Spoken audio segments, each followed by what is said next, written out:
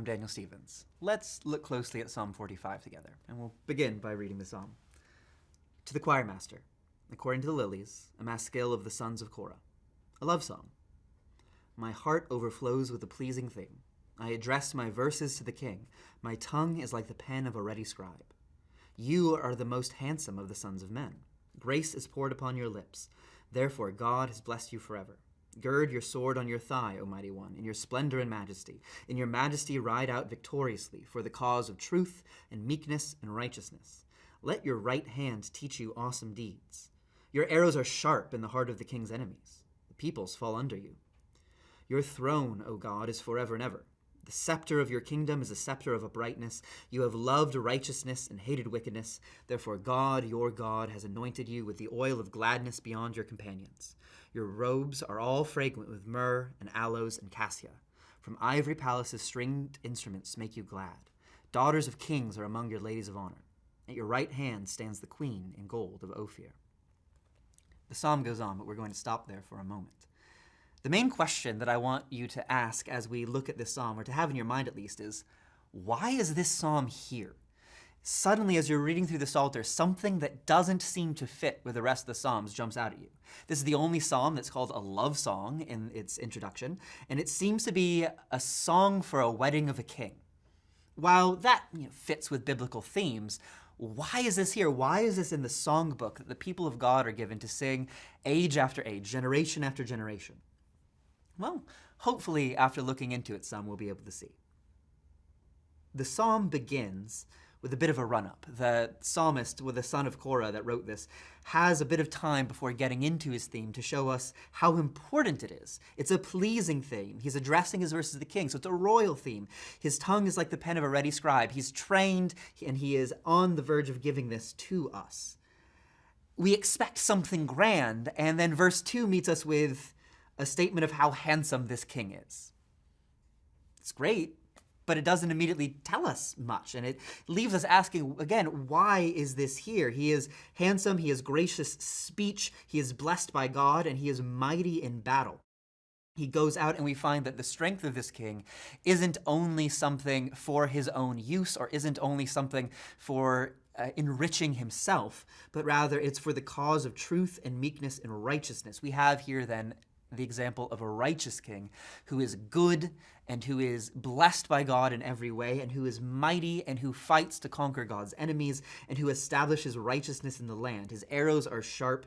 They defeat the enemies of the king. Peoples fall in submission of him. And so we have here the picture of an ideal king. This is who you want if you are ancient Israel. And because of that, we start thinking of David, or possibly, as we go on, of David's son Solomon, these grand kings who are blessed by God and who are victorious as they establish righteousness in the land. And many scholars, many interpreters of these psalms, or of this psalm in particular, do see Solomon here. But as soon as this picture comes in our mind by verse 5, it's changed again. Verse 6 meets us with yet another surprising declaration. Your throne, O God, is forever and ever. This king who is going forth, and who we find in this psalm is getting ready to get married, is also called God with an eternal throne. If David and Solomon have been in the picture, they need to move out of the way. The scepter of your kingdom is the scepter of uprightness. He is one who establishes absolute righteousness in his land. Who could this be? What's happening here? Many interpreters have seen this as a kind of exaggerated language, as something that is using terms that aren't really proper for this human king, say Solomon, as a way of showing how important he is. But I don't want to let us go there. That seems not just exaggerated language, but inappropriate language. The king here is called God. And we know we haven't changed scenes entirely, because as it goes on, we find the daughters of king among his ladies of honor, the queen in gold of Ophir. And as the psalm moves on through verses 10 to 17, we see an address to the bride. This is a wedding scene. So who is this? Is this a human king? Is this God? Is verse 6 simply an interruption in the main story of a human king getting married, or is it something more? And for this, we should look to the New Testament to see how this psalm gets used. And I want us to look to the book of Hebrews, to chapter 1, verse 8. Here, we're in the author's grand contrast between Jesus and the angels, between the Son and the angels. We find here in verse 8, but of the Son, he says, your throne, O God, is forever and ever. The scepter of uprightness is the scepter of your kingdom. You've loved righteousness and hated wickedness. Therefore, God, your God, has anointed you with the oil of gladness beyond your companions. What I want us to see here is that Hebrews cites verse 6 of Psalm 45. The verse that might seem inappropriate, the verse that might seem like it is an aside or not really addressed to this king. This is the psalm, or this is the verse of the psalm that the author singles out and says, no, this is what we want to see. And it's in a contrast to show how Jesus is superior to the angels. What that is to say is that Psalm 45 verse 6, your throne, O God, is forever and ever, when it uses this language, it means it.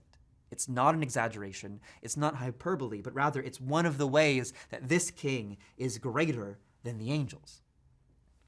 So who is this king?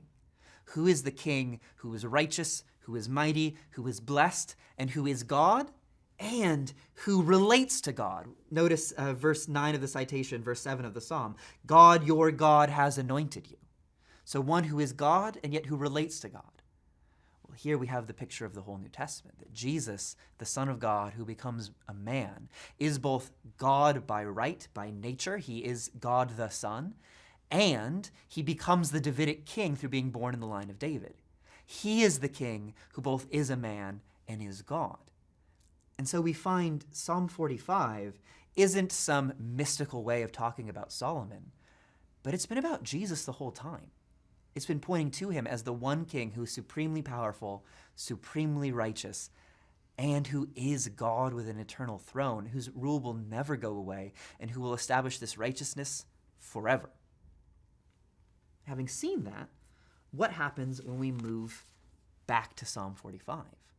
Well, first, we now can understand why this psalm is here. This isn't an interruption in the Psalter. This is praise to the Son of God, the King of God's people, who is blessed by God in his incarnation and who is grand and above us.